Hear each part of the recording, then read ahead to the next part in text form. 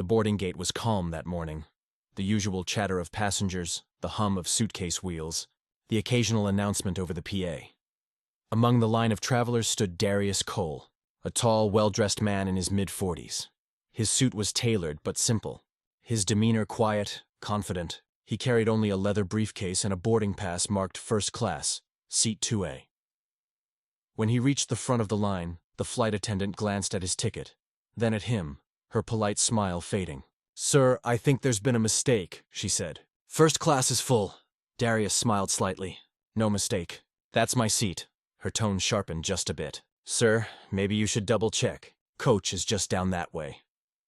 The words landed harder than she expected, but Darius stayed calm.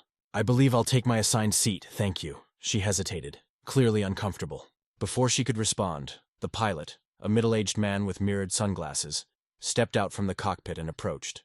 "Is there a problem here?" he asked, his voice edged with authority. "Just sorting something out," the attendant said. The pilot looked Darius up and down, then scoffed. "Sir, I'm going to ask you to step aside. This section is for our premium passengers." The cabin went silent. A few passengers turned to watch. Someone muttered, "Unbelievable," but no one intervened. Darius's eyes didn't flinch. "I am a premium passenger," he said evenly. The pilot crossed his arms. "Not today, you're not." There was no yelling, no scene, just quiet tension thick enough to choke on. Darius nodded once, took his seat, and said only 4 words. "Do what you need." The flight attendants exchanged uneasy looks as the pilot stormed back to the cockpit, muttering under his breath.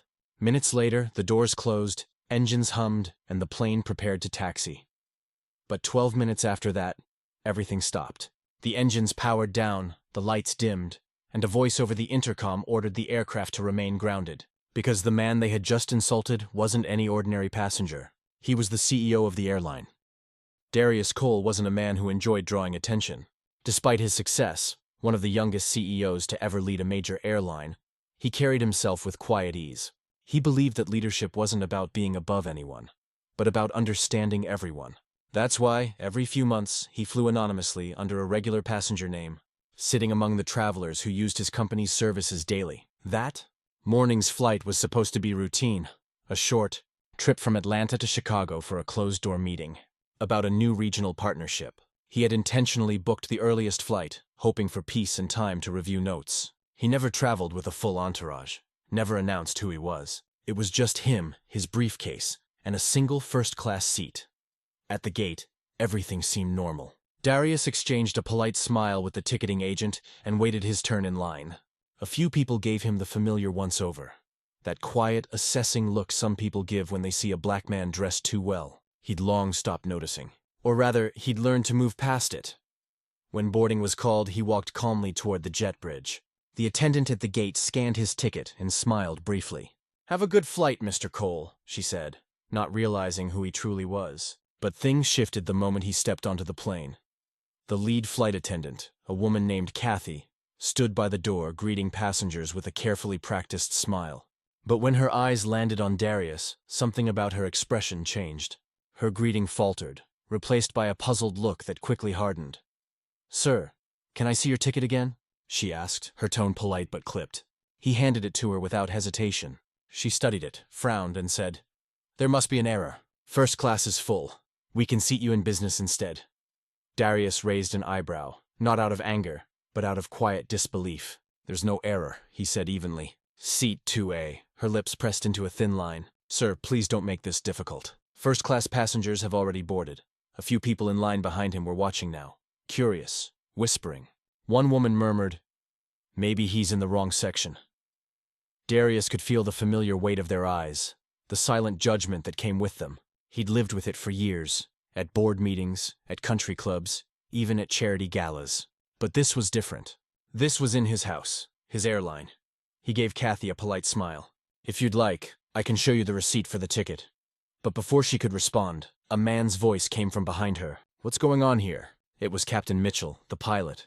Tall, broad-shouldered, wearing mirrored aviators even inside the cabin. His confidence filled the space, but so did his arrogance.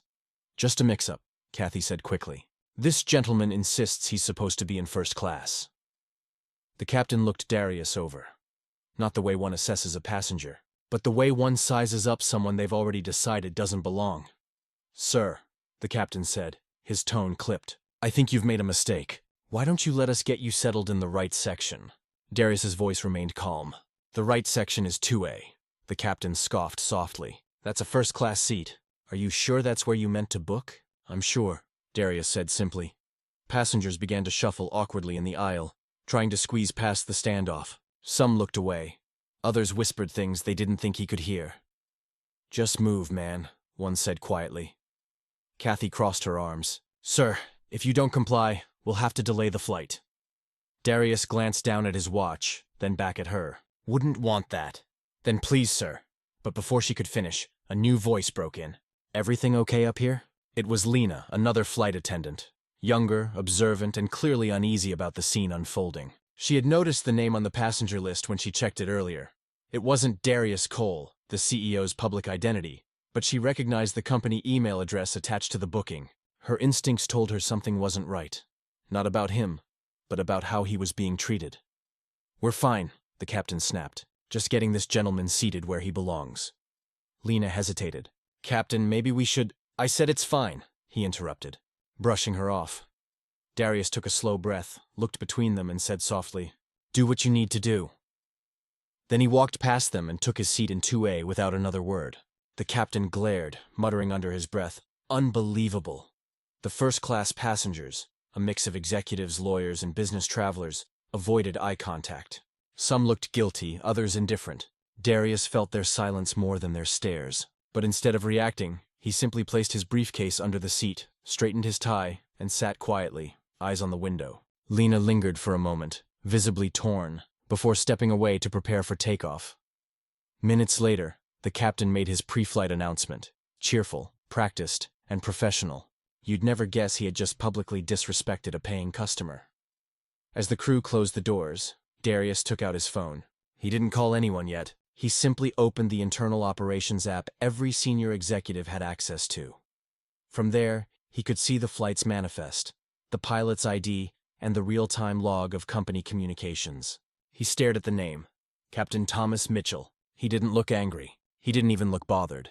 Just quietly resolved. The engines began to hum, the plane started to back away from the gate, and the cabin filled with that familiar vibration before takeoff. That's when Darius finally spoke, softly, almost to himself. 12 minutes, he said.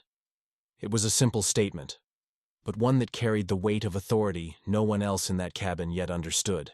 Because in 12 minutes, the man they had dismissed, humiliated, and insulted would bring the entire plane to a halt, and remind everyone on board who truly ran the skies. The plane had just begun to taxi, and the faint rumble of the engines filled the cabin. Passengers settled in, seatbelts clicked, overhead bins locked. The usual rhythm of flight, calm, structured, predictable. But for Darius, the calm wasn't peace. It was restraint. He leaned back in his seat, staring out the window as the airport lights blurred into streaks of gold. The faint reflection of his face in the glass looked composed, almost detached. Years in corporate boardrooms had taught him that silence often spoke louder than reaction, and right now, silence was his weapon. Across the aisle, Kathy whispered something to the pilot through the open cockpit door. She glanced back at Darius, her expression smug and satisfied. He caught the look, but didn't respond. He didn't need to. From behind, a man's voice broke the quiet. "Some people think money buys them everything," the passenger muttered just loud enough for Darius to hear. There was a low chuckle from someone else nearby. Darius exhaled slowly, not from anger, but from disappointment. Not because of what was said. He'd heard worse. But because even here, in a place where professionalism was supposed to rule, the same narrow-mindedness followed him. When the seatbelt light turned off for boarding completion, the pilot made another announcement, his tone too casual to be respectful.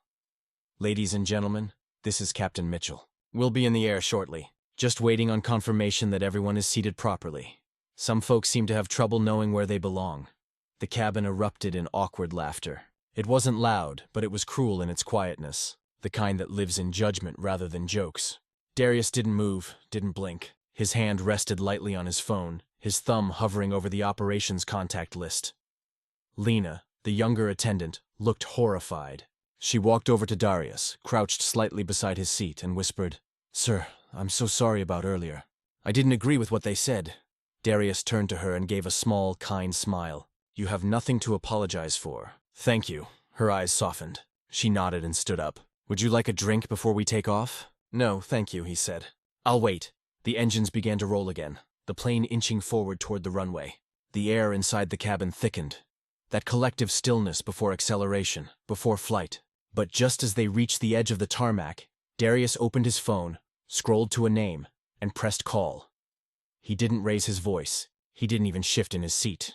The conversation was brief, barely 30 seconds. "Yes," he said quietly. "Flight 472, Gate C-19, Captain Thomas Mitchell and Lead Attendant Kathy Brenner.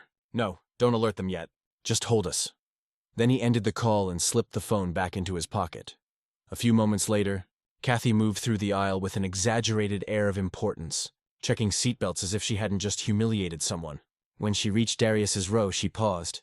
"I hope there won't be any more misunderstandings, sir," she said in that polite but condescending tone people use when they think they're in control. Darius looked up at her, his expression unreadable. "I hope so, too." Something in his voice made her uneasy. There was no sarcasm, no edge, just calm certainty. Minutes passed. Then suddenly the engines whined down. The cabin lights flickered. The familiar vibration of motion faded. Confused murmurs rippled through the passengers. The pilot's voice crackled over the intercom, this time tight and uncertain. "Ladies and gentlemen, we've been instructed to hold position. Slight technical issue. Nothing to worry about."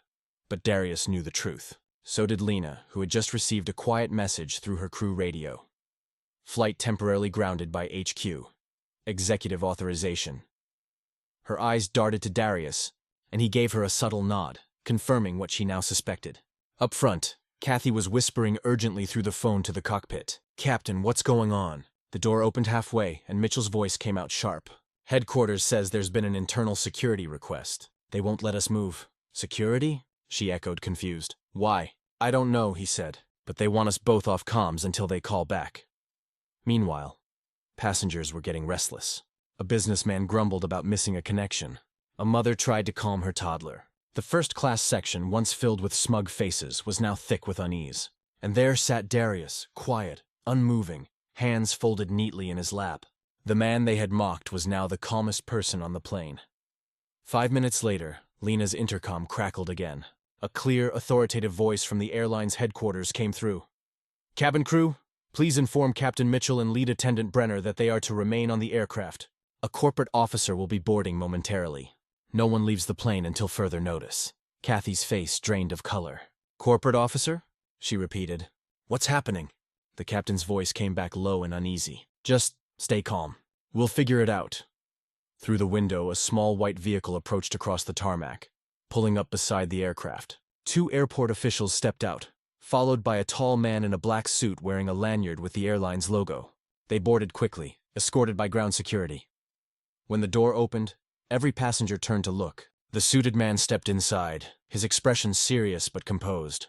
He spoke quietly with the crew at the front, then motioned toward Darius's seat. The whispers began instantly. "Who is he? What's going on? Why are we not moving?" The suited man walked down the aisle, stopped beside Darius, and bowed slightly, a gesture of respect. "Mr. Cole," he said, loud enough for everyone in the first-class section to hear. "Headquarters received your call. We're handling it." The cabin went dead silent. Kathy froze where she stood. The pilot's door opened slowly, and Captain Mitchell leaned out, his face pale as chalk. "Wait, Mr. Cole?" he stammered. "You mean—" "Yes," Darius said, standing up smoothly. "I mean exactly who you think I mean." He adjusted his jacket, his tone calm, almost casual. "Captain, you can gather your things." "You're done for today," Mitchell blinked. You can't just—" Darius met his eyes, unwavering. "I can.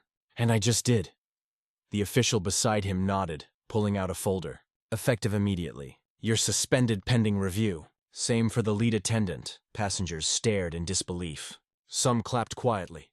Others just watched, mouths slightly open. The irony wasn't lost on anyone. The man they thought didn't belong was the only reason the plane, and their jobs, existed. As security escorted the stunned pilot and attendant off the aircraft, Darius remained calm. No shouting, no gloating. He simply returned to his seat, checked his watch, and said to the remaining crew, "Let's make sure everyone gets where they need to go. We've wasted enough time." The engines came back to life 10 minutes later. But this time, the flight took off under a different kind of authority. One rooted not in arrogance, but in quiet power. And for everyone who witnessed it that day, they would never forget the lesson that unfolded before their eyes. Never assume someone's worth by the seat they occupy. Because some people don't just fly the plane, they own it. The engines hummed back to life, but the mood in the cabin had shifted completely. Where there had once been arrogance and quiet laughter, now there was silence. The kind of silence that settles when people realize they've just witnessed something they'll never forget. Darius didn't look at anyone. He wasn't there to prove a point. He simply wanted the flight to continue, for everyone to get home safely. Still, the air felt heavier, not because of confrontation, but because of revelation. As the plane taxied back toward the runway, Lena approached him again. Her voice was soft but steady. "Mr. Cole, I just wanted to say thank you. Not just for what you did, but for how you did it." Darius smiled faintly. "You did the right thing when it mattered. That's what counts." She nodded, her expression a mix of relief and admiration. "I didn't even know you were on board." He chuckled lightly. "That's the point. Sometimes I like to see how things really run when no one's watching." From the cockpit, the new pilot's voice came through. Firm, respectful. "Ladies and gentlemen, this is Captain Harris. We'll be departing shortly.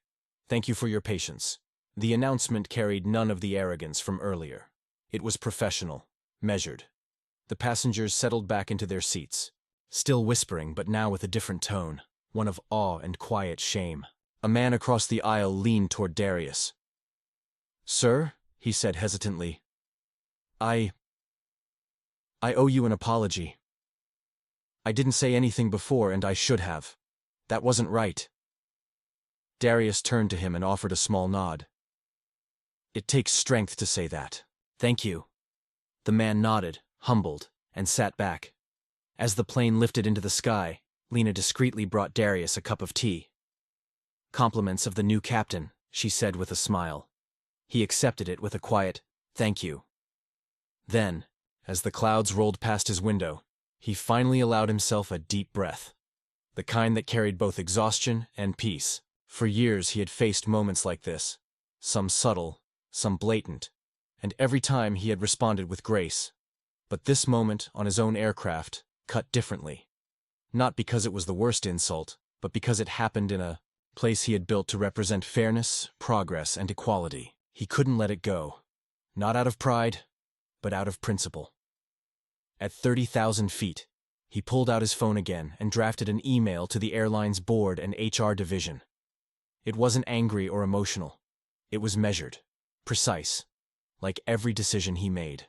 He wrote, "Effective immediately, all crew members will undergo expanded bias and conduct training. Any future reports of discriminatory behavior will result in immediate suspension pending investigation. This company was built on trust, and that must begin inside our cabins." He signed it simply. By the time the plane touched down in Chicago, that email had already circulated through every management inbox in the company. News of the mid-air incident spread quickly through internal channels, first as rumor, then as confirmation. Within hours, it was trending on social media after a passenger's short post went viral. A man was denied his first-class seat because of how he looked. Turns out he's the CEO of the airline. The pilot isn't flying anymore. The post exploded. Thousands of comments poured in, some shocked, others outraged, many inspired. Words like poetic justice and accountability at 30,000 feet filled the thread. But for Darius, the goal was never to humiliate. When reporters reached out later for comment, his statement was short and steady. "It's not about titles, it's about respect. Every person deserves to be treated with dignity, whether they're in seat 2A or 42B. That line was replayed across every major news outlet by evening. The airline's stock didn't drop. If anything, it rose. Customers praised the company's transparency and swift response. Employees, especially those from underrepresented backgrounds, felt a renewed sense of pride. As for Captain Mitchell and Kathy, both were officially terminated after review. Their actions weren't treated as isolated mistakes, but as opportunities to reinforce what the company stood for. And Darius? He attended that meeting in Chicago as planned, though everyone in the room was far more alert than usual. The executives greeted him with the kind of respect that wasn't about hierarchy anymore. It was about example. Later that night, as he sat in his hotel room overlooking the city lights, his assistant called. "You've got about 800 messages, sir. News outlets, employees, partners. Everyone's talking about what happened." He smiled slightly, sipping his tea. "Let them talk. What matters is that people are learning." She hesitated. "You handled that better than anyone could have, sir." He looked out the window, the skyline reflecting in the glass. When you've spent your life fighting to sit at the table, you learn that the best way to win isn't by flipping it, it's by teaching everyone how to share it. There was a pause on the other end. "That's powerful," she said softly. He chuckled. "It's just the truth." Before hanging up, he opened his notes and began drafting something else. Not a memo, not a reprimand, but a message to every employee in the company. "In the skies, we are equals. There's no first class or coach when it comes to respect. Let's make sure no passenger ever feels like they don't belong, because every single one of them keeps us flying." When that message hit inboxes the next morning, flight crews across the country read it aloud before takeoff. And in every cabin, regardless of ticket or title, something had shifted. A quiet awareness that the uniform, the seat, and the paycheck didn't define worth. As for Darius Cole, he continued to fly often, still anonymously, still quietly. But word spread quickly among his employees. "Treat every passenger like the CEO might be watching," they'd joke. But the truth was, he didn't need to watch anymore. Because after that day, they didn't treat people differently out of fear. They did it out of respect. And that, Darius thought to himself, was the real power of leadership. Not grounding planes, but lifting people higher than they ever thought they could go. The story of Darius Cole's flight spread beyond corporate circles. It became a quiet movement, not about outrage, but about awareness. People shared it across platforms with the same caption again and again. He didn't yell. He didn't threaten. He just showed them who he was. For many, it was a wake-up call. For others, it was validation. Proof that dignity doesn't need to shout to be powerful. In the weeks that followed, the airline's training programs were completely overhauled. Darius insisted that the first new module be called the human seat, a simple concept centered on empathy, fairness, and accountability. Every pilot, attendant, and ground staff member had to complete it before returning to duty. During one of the sessions, Lena, the flight attendant who had stood up that day, shared her experience with the new recruits. She didn't dramatize it. She simply said, "I was scared to speak up, but I realized silence protects the wrong person. The man I stood up for ended up being my boss, and that changed how I'll see every passenger forever."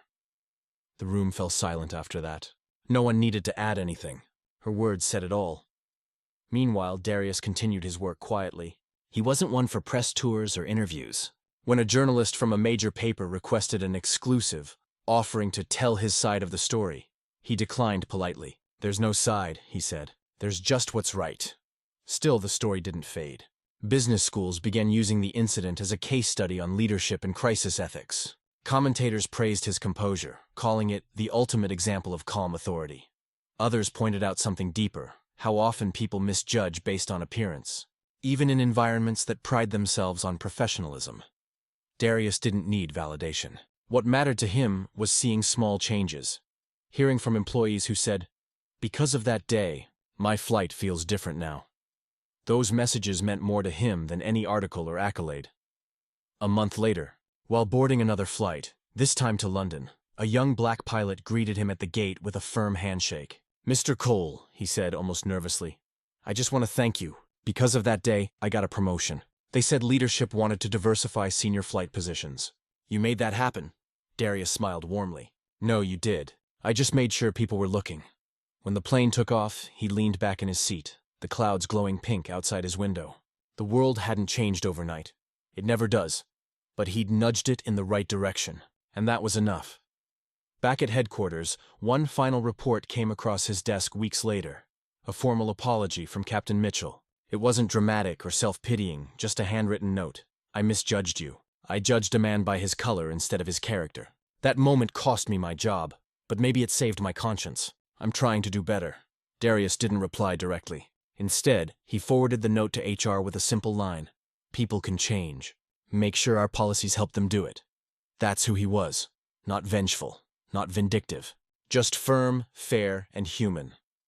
As the months passed, passengers began to notice the difference. Flights felt friendlier. Crews listened more, smiled more genuinely, treated everyone, from the business traveler to the single mom in coach, with the same respect. The company's reputation quietly transformed, not because of new ads or PR, but because of one man's quiet strength at 30,000 feet. And though Darius never bragged about it, people close to him knew what that day meant. He'd once told his assistant, "When I was a kid, I used to watch planes from my backyard and think, one day I'll fly, but what I really meant was, one day, I'll make sure people like me belong up there too." That promise, made by a young boy staring at the sky, had been fulfilled that day, not with anger or noise, but with poise, truth, and quiet authority. When the story finally settled into legend status, shared, reshared, and retold in every poetic justice thread online, most people forgot the names of the crew or even the exact flight number, but everyone remembered his composure, his line that echoed long after the seatbelts clicked open. "There's no first class or economy when it comes to respect." That became the company's new slogan, printed quietly on every boarding pass and cabin crew manual. Most passengers didn't even notice it, but for those who did, it made them pause, smile, and board the plane with a little more kindness. For Darius, that was victory, not in headlines, but in hearts. And as he continued to travel, quietly, sometimes unnoticed among his passengers, he carried that same calm presence with him. The same man who was once told he didn't belong in first class had turned the entire concept of class into something greater. He didn't just ground a plane, he grounded arrogance. He lifted respect, and in doing so, he reminded everyone, no matter how high you fly, true power is in how you treat the people beside you.